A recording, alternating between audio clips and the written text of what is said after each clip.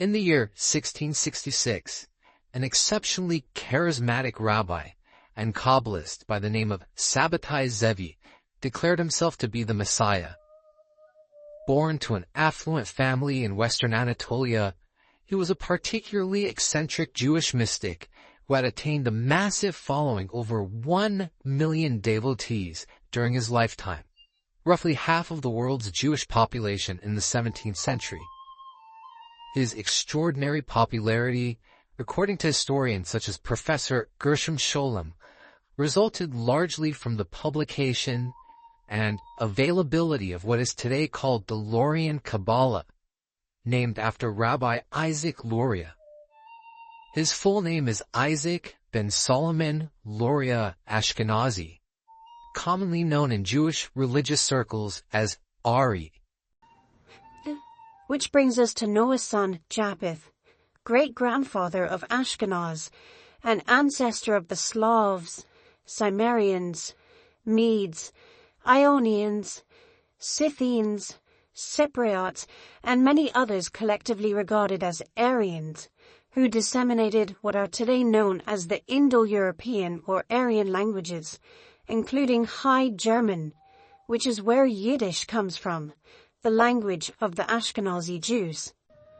Esoteric interpretations of all Abrahamic religions, as well as all religions associated with Aryans, such as Hinduism and the Mithraic Mysteries, which means the Iranian religion of Zoroastrianism, and any others, use solar symbology or sun worship as a hidden occult representation for deeper esoteric philosophies, which are veiled in symbolism and withheld from the general public.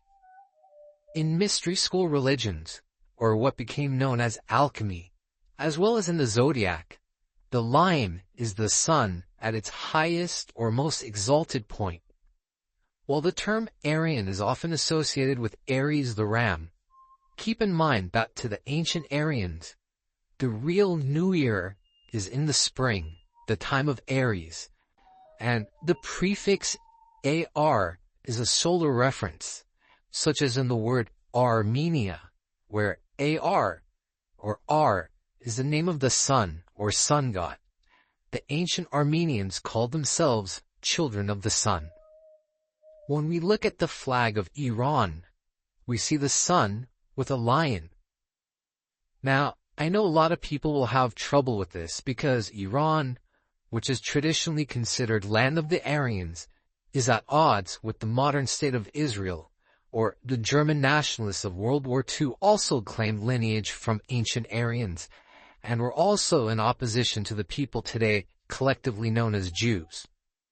Putting political ideology aside for a moment, the term Aryan, in the context of how it appears in the Hindu Vedas, or etched in 2,500-year-old cuneiform in stone reliefs in Iran, Aryans were regarded as the nobility, a class of people of the elite caste from whom Gautama Buddha is also descended, as he was born of noble blood before he denounced his status to pursue the Noble Eightfold Path, which was originally called the Aryan Eightfold Path, before they replaced the word Aryan with noble, as they're interchangeable.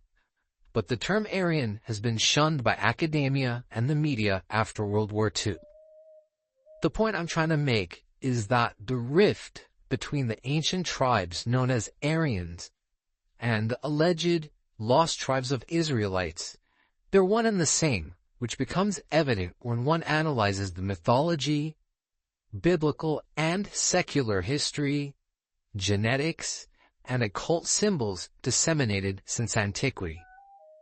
I've already explained why the royal families of Europe all share genetic affinities, including blood type, and why so many use the Lion of Judah, with its tongue sticking out as a national symbol of nobility, mimicking the coat of arms of Jerusalem, where Isaac Luria was born. In rabbinic literature, the kingdom of Ashkenaz was first associated with the Scythian region, then later with the Slavic territories, and from the 11th century onwards with Germany, and Northern Europe. This new Lurianic Kabbalah enjoyed broad dissemination in the 1500s thanks to the invention of the printing press in the previous century. Jews from around the world for the first time had access to occult literature about the deeper meaning of their faith, and the popularity of Jewish mysticism soared. A key aspect of Lurianic Kabbalah is that it required active participation to set the stage for the arrival of the Messiah, to bring about conditions that would initiate or directly expedite the fulfillment of Jewish messianic prophecy. In other words, instead of simply waiting for God to act, the Lurianic perspective expected Jews to play an active role in bringing forth God's kingdom on earth. This new European Kabbalah, as opposed to the older Chaldean version, is unanimously attributed to Luria and was extremely popular at the time and still is the most broadly disseminated and used Kabbalistic system taught today. Part of this Kabbalistic method included ways of interpreting the supernatural relationship between events and time offered through letters and numbers. The magical emphasis given to the numerological value of dates contributed greatly to the widely held expectations and hope placed on the coming of a Messiah at the time, particularly the 18th day, which is 6 plus 6 plus 6, of the 6th month of the year 1666. Most people have heard of Jesus Christ, considered the Messiah by Christians, and who lived 2,000 years ago. But very few have ever heard of Sabbatai Zevi, who declared himself the Messiah in 1666. By proclaiming redemption was available through acts of sin, he amassed a following of over 1 million passionate believers. As I said, about half the world's Jewish population during the 17th century, and although many rabbis at the time considered him a heretic, his fame extended far and wide. Sabbatai's adherents planned to abolish many ritualistic observances because, according to the Talmud, holy obligations would no longer apply in the Messianic time. Fasting days became days of feasting and rejoicing. Sabbateans, as they called themselves, encouraged and practiced sexual promiscuity, adultery, incest, and religious orgies. Sabbatai Zevi's messianic claims were rejected by the leading rabbis of Jerusalem, as well as the Sultan of the Ottoman Empire, who offered to behead him if he didn't convert to Islam, which he immediately did. Sabbatai's formal conversion to Islam really dismayed many of his followers, to say the least, but those who continued to be loyal to the Sabbatean movement took it as a sign to also convert to Islam, while secretly maintaining their Jewish identity and mystical occult practices, which included religious orgies and sex magic and sacrifice.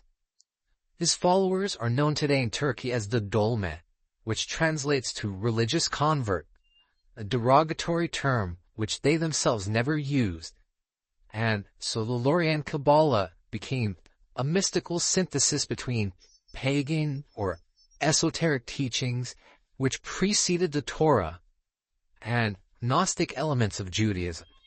Many texts pertaining to the Kabbalah, including the Zohar, say that the task is not to destroy evil, but to return it to its source. To put it simply, to include the left within the right in a Zoroastric metaphor, or to uplift the fallen sparks in the Lurianic one. The rapid spread of the teachings of Rabbi Isaac Luria, the Ari, or Aryan Lion, and his Lurianic Kabbalah resulted in a grafting of the then current theories of the Kabbalists onto the traditional Jewish view of the role and personality of the Messiah. This new philosophic paradigm, in the estimation of many scholars, provided a spiritual justification for proactive Zionism, and therefore the events that directly brought about the modern formation of Israel.